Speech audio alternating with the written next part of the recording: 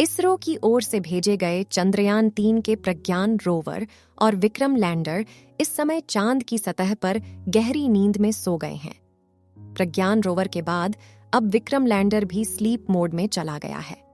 इसरो के वैज्ञानिकों के मुताबिक चंद्रयान-3 ने अपना काम पूरी तरह से कंप्लीट कर लिया है। चंद्रयान से जैसी उम्मीद की गई थी, उससे बेहतर परिणाम देखने को मिले हैं। वर्टिकल बार विक्रम लैंडर को आज भारतीय समय के अनुसार 8 बजे स्लीप मोड में भेज दिया गया है। वैज्ञानिकों ने बताया कि लैंडर रिसीवर को चालू रखा गया है और सोलर एनर्जी खत्म होने के बाद विक्रम लैंडर प्रज्ञान रोवर के बगल में स्लीप मोड में पहुंच गया है। अब हर किसी को 22 सितंबर का विक्रम लैंडर और प्रज्ञान रोवर के फिर से एक्टिव होने की उम्मीद है। इसी बीच अमेरिका की अंतरिक्ष एजेंसी नासा ने चंद्रयान-3 को लेकर एक बड़ा खुलासा कर दिया है। नासा ने एक तस्वीर शेयर की है जिसे देखकर पूरी दुनिया हैरान है। आखिर ऐसा क्या था उस तस्वीर में और नासा ने क्या खुलासा कर दिया है, इस बारे में मैं आपको इस वीडियो में आगे बताने वाली हूँ, तो बने रहिए आप हमारे साथ इस वीडियो के अंत तक।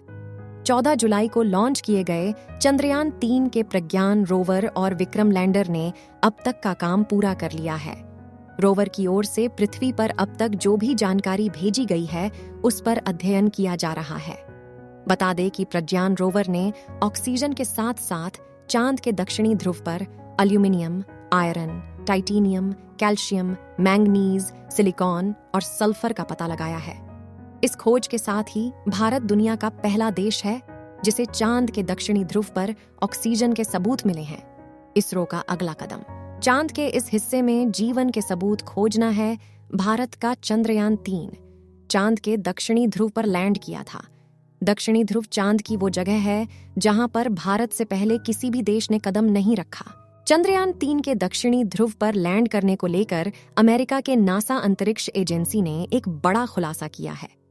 6 सितंबर को अमेरिकी अंतरिक्ष एजेंसी नासा ने चंद्रमा की सतह पर चंद्रयान-3 के विक्रम लैंडर की एक तस्वीर जारी की है, जिसे उसके चंद्र निगरानी कक्ष ने खींचा है। चंद्रयान-3 के लैंडर को तस्वीर के मध्य में देखा जा सकता है और विक्रम के चारों तरफ चमक के साथ उसकी काली छाया को भी देखा जा सकता है।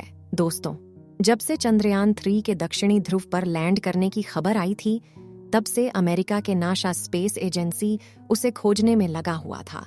अंतरिक्ष में चांद की निगरानी के लिए भेजे गए अंतरिक्ष यानों की सहायता से अमेरिका चंद्रयान की एक झलक देखने के लिए बेताब हो रहा था। उसे विश्वास नहीं हो रहा था कि जिस दक्षिणी ध्रुव पर अमेरिका की खुद की उतरने की कभी हिम्मत नहीं हुई, वहां पर भारत अपना चंद्रयान कैसे सफलतापूर्वक लैंड करवा सकता है। नासा को तो इसरो का चंद्रयान बस एक कहानी लग रही थी, लेकिन 6 सितंबर को जैसे ही अमेरिका का अंतरिक्ष यान चांद के दक्षिणी ध्रुव के ऊपर से गुजरा, तो उसमें लगे हाई रेजोल्यूशन कैमरे में नासा के वैज्ञानिकों को भारत के चंद्रयान का विक्रम लैंडर खड़ा दिखाई दिया। चांद के दक्षिणी ध्रुव पर भारत के विक्रम लैंडर को देख नासा हैरान रह गया। इसके बाद वह यह जानकारी जुटाने में लगा कि दक्षिणी ध्रुव से कितनी दूरी पर विक्रम लैंडर उतरा है।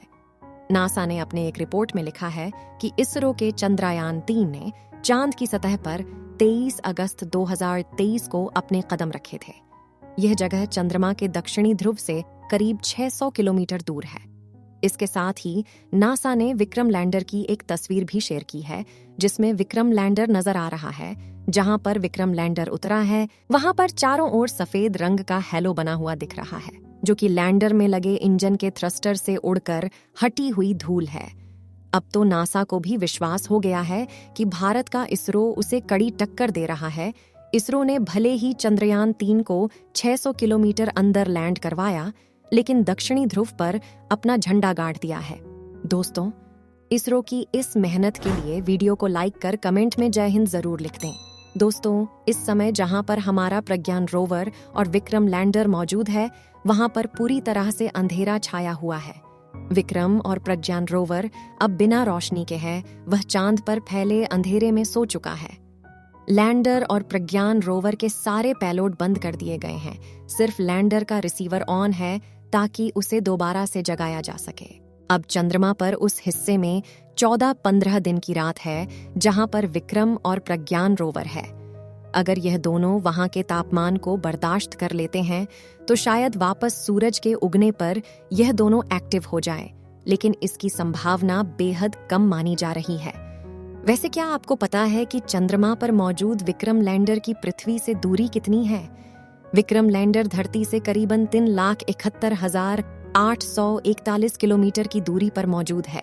अब अगले 15 दिनों तक विक्रम लैंडर और प्रज्ञान रोवर के आसपास भयंकर रात और कड़ाके की ठंड होगी। तापमान -250 डिग्री सेल्सियस से और भी नीचे जा सकता है। ऐसे में प्रज्ञान रोवर में लगे उपकरण और बैटरी के भी खराब होने का खतरा बना हुआ है। विक्रम लैंडर अगर चांद के दक्षिणी ध्रुव के ठंड को बर्दाश्त कर लेता है तो 14-15 दिन बाद सूरज उगने पर उनके सोलर पैनल के जरिए चार्ज हो सकते हैं।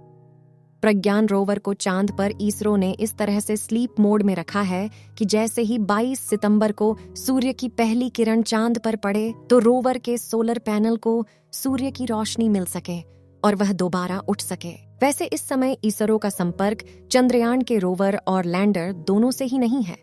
विक्रम लैंडर को बीती रात भारतीय समय के अनुसार 8 बजे स्लीप मोड में भेज दिया गया था। वैज्ञानिकों ने बताया कि लैंडर रिसीवर को चालू रखा गया है और सोलर एनर्जी खत्म होने के बाद विक्रम लैंडर प्रज्ञान रोवर के बगल में स्लीप मोड में पहुंच गया है। अब हर किसी को 22 सितंबर के दिन विक्रम और प्रज्ञान के फिर से एक्टिव होने का इंतजार है। 22 सितंबर को इसरो के कंट्रोल रूम में बैठे वैज्ञानिक एक रेडियो सिग्नल लैंडर के रिसीवर को भेजेंगे। अगर सब कुछ सही सलामत रहा तो विक्रम लैंडर का रिसीवर उस रेडियो सिग्नल को ग्रहण करके जाग जाएगा। लेकिन अगर रेडियो सिग्नल का जवाब वापस धरती पर नहीं आया तो यह मान लिया जाएगा कि चंद्रयान के रोवर और लैंडर हमेशा के लिए चांद की सतह पर भारत के राजदूत बनकर रह गए हैं। दोस्तों, चांद पर 14 दिन बीतने के बाद देखते हैं कि आखिर 22 अगस्त को क्या होता है। अगर एक बार विक्रम लैंडर जाग गया तो ना जाने अगले कितने सालों तक यही सिलसिला चलता रहेगा और चांद के कितने रहस्य उजागर होंगे। आपकी दुआओं के वजह से ही चंद्रयान 3 ने 23 अगस्त को चांद की सतह पर सफल लैंडिंग की थी।